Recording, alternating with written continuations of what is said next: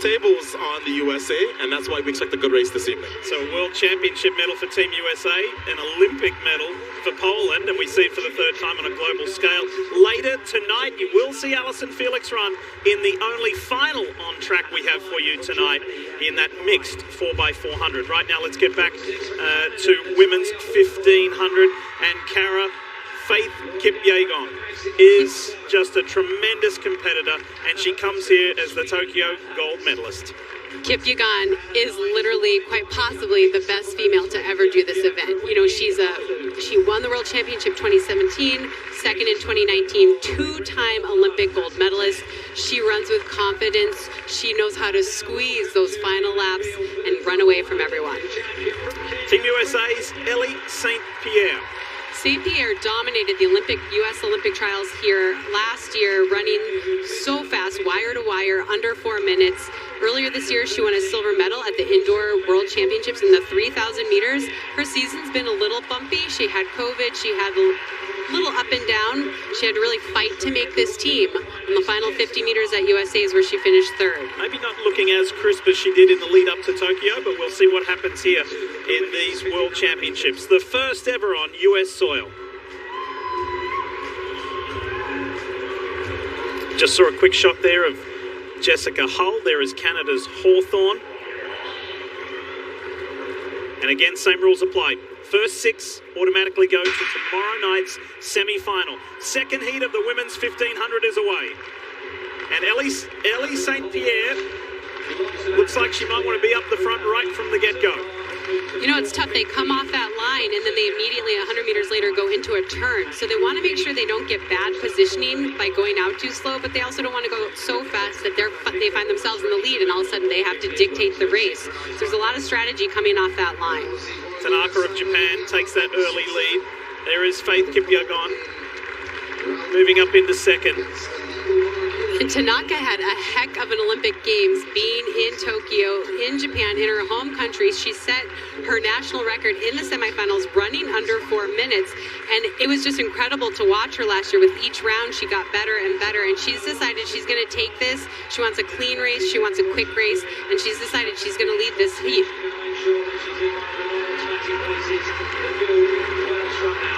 Hull in third, just behind Kipyegon. And then Ellie St. Pierre, Jamaica's Tracy, now moves into that top five. So this heat is quite a bit faster than the first heat. That was 64.7, which is just a little over 4 minute pace, probably 4:02 pace. And so this is quicker. And it's so great to see Kipyegon. You know, she's running close to a 4 minute pace for the 1500, and she just looks like she's jogging. She's almost like chopping her stride. And that's just tells you how good she is. And in third place, Jessica Hull, she went to the University of Oregon. This is home for her. She knows so many people here. She trains in Oregon. So what a treat for her to be here. She made the final in Tokyo. She is the Australian record holder, and she is super excited to be able to run here in Oregon in front of her friends and family. Yeah, the Aussie record holder not only in the 1500, but the 3000 and 5000 as well. There she is in the bright green and gold, just on the outside of Ellie St. Pierre. St. Pierre, looks like she just stumbled a little, but she wants to just ride that rail and get pulled through. It looks like she's just trying to be as relaxed as possible. Again, we've talked about they have multiple rounds in the 1500. Just get through, just need to be top 6. But you don't want to get too bunched in, because then when the kicking starts, you can get boxed out. So the 22-year-old Nozomi Tanaka of Japan, who ran at her home Olympics last year, she finished 8th in the final. That was a career high point. As Kipyegon and Hull go to the front, Mexico's Galvan is on the outside there. You see all in red. And there's Perez. That is Marta Perez of Spain. Galvan has just dropped back a couple of positions. Ellie St. Pierre in good position. Hailu of Ethiopia is on the outside. And they know that they're coming to the bell lap. You've got to be in that top 6 if you want to automatically qualify for tomorrow night's semi-final. And Hailu is a part of that really, really strong Ethiopian team where they are hoping to come in here and put multiple women on the podium here. And she moves herself front now. But we're going to start to see some kicking here, Lee, because they're just too close together. There are too many women together at this point, and they're very bunched, which makes me nervous. We've got to see someone really take it now and string it out, and it looks like that's going to be Faith Kipyegon. Adele Tracy of Jamaica trying to hang on there. You see her grimacing a little bit. The pace has picked up on this final lap. Ellie St. Pierre of Team USA hanging tough. Sits in fourth at the moment. Behind Hailu of Ethiopia and Jessica Hall and Kipyegon of Kenya. And now we see St. Pierre that we're used to seeing. She's moving here now. She moved into third. She just needs to protect the top six, get through as cleanly and effortlessly as possible. Faith Kipyegon, the 28-year-old of Kenya, leads the way. Then Jessica Hull, Hailu. Ellie St. Pierre's going to have to dig here because there's some late runners. There's some late challengers for this top six. Ellie St. Pierre will get there, qualifying fourth, goes through to tomorrow night's semi-final. But this second heat won by Faith Kipyegon. You know, it's almost deceiving when she goes to the front because she looks relaxed. She doesn't look like she's pressing, but she's definitely tightening those screws and really taking control of the race. And you start to see it on the faces of the women around her, not on her. 4:04.53, the time for Faith Kipyegon. She was the world champ 5 years ago. There's Ellie St. Pierre of Team USA. She's through. We'll see her in the semi-final tomorrow night. But that was a tough final lap, Cara.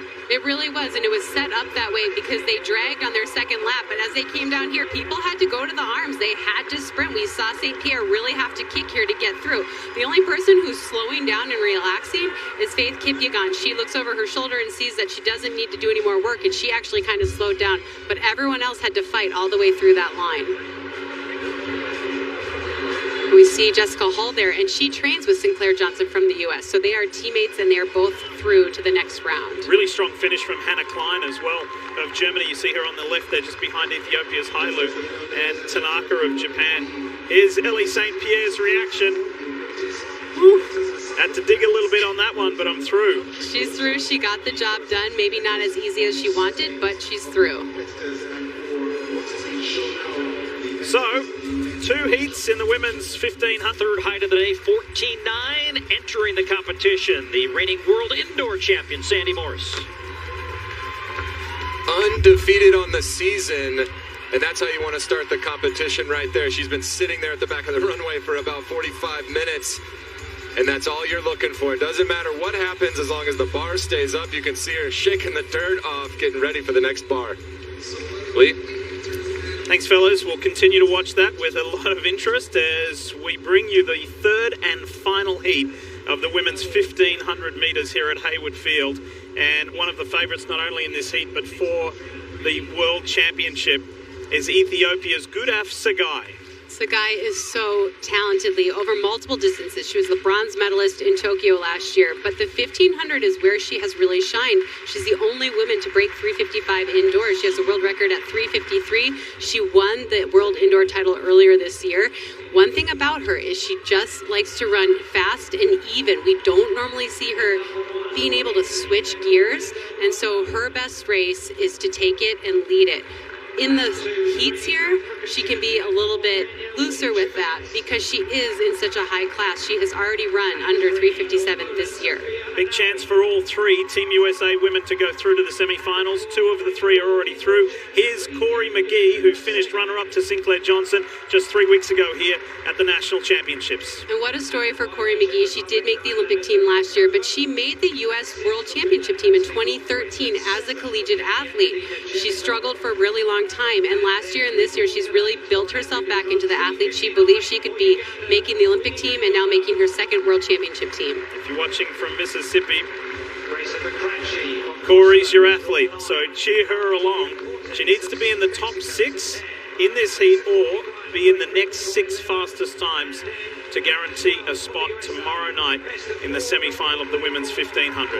And She receives a warm round of applause. You know, her training method is a lot of aerobic work, and she really dove into that this year so that she'd have more strength through the rounds. She's hoping that all that extra strength work will pay off feeling good and fresh in the final.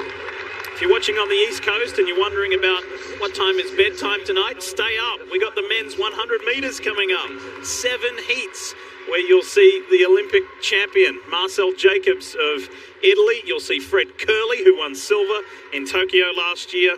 You'll see him and a whole lot more. But this is the women's 1500 metres third and final heat to determine what the semi-finals look like tomorrow night.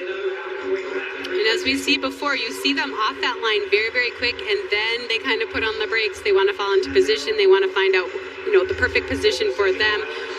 We see Hall right there from Australia, and she was the 1,500-meter record holder from Australia, but she had a very, very good run at the Olympic Games. She finished 6th in the final. Winnie Nanyondo takes the front, the Ugandan. And when you see that stripy yellow top of the Ugandan national team, takes me back to thinking about Nakai, who won the 800 meters in a really physical way at the World Championships in Doha now 3 years ago in 2019, and the two of them celebrated that World Championship for Nakai. But this is not the 800, this is the 1500, so maybe Nanyondo can do her country proud and go through to the semis by being in the top 6 at the end of this race.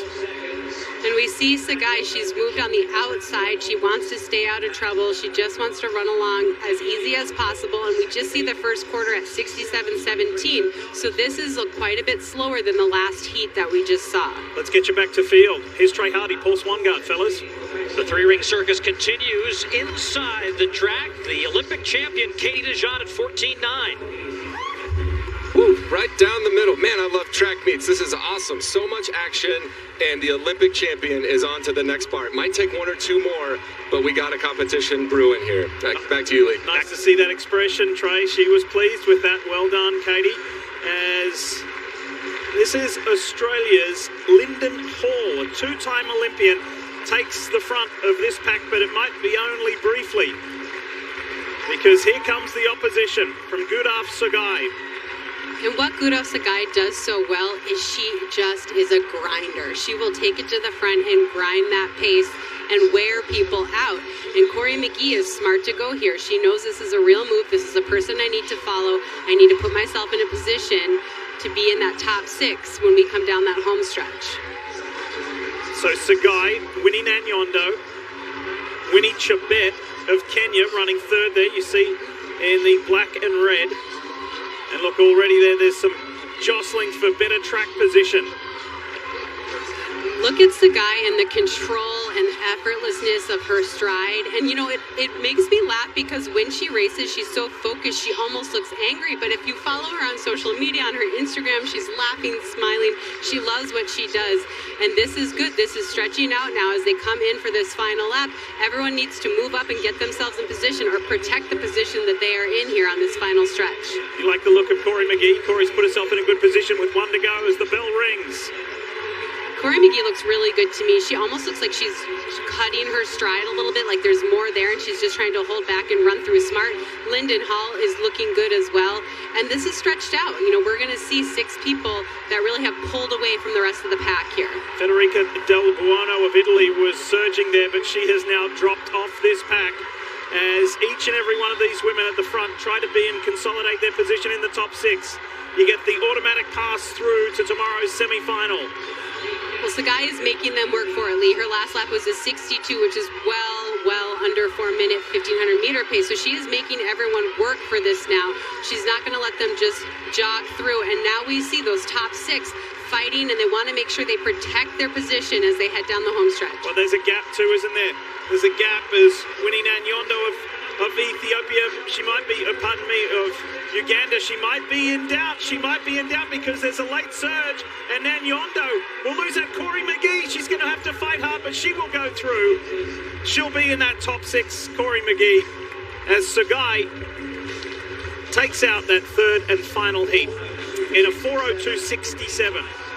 Lee, for a prelim to go in 4:02 is very, very fast. This is making me get really excited about what we might see in the final. And Sagai looked so in control there. She just started dropping down the pace. It didn't look like she was running any harder, but she was running significantly faster. And she really stretched that out. 4:02 for the first round at a World Championship.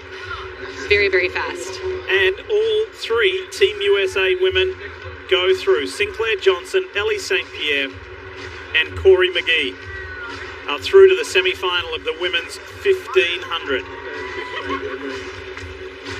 It was Sofia Ananui of Poland who made that late surge and got by Winnie Nanyondo. You know, you never can be too comfortable in that final stretch. They want to get through as easy as possible, but this is exactly what can happen. We see her coming from the back. She's kicking, and you have to maintain those positions. You have to look around. You know, you're taught at a young age, don't look around, but in this situation, you need to look around and make sure no one's coming. We see the guy, she's like running with her head backwards, making sure no one's coming. Okay, I'm through. cruising across the line. Ahead of Kenya's Winnie Chebet, Lyndon Hall of Australia. And look at her foot placement. She just pops off the track. Exciting things to come from her the rest of this championship. Katharina Trost of Germany, center of your screen there. She made a nice final run as well to confirm her position in tomorrow night's semi-finals. So women's 1500 heats are complete. Coming up short.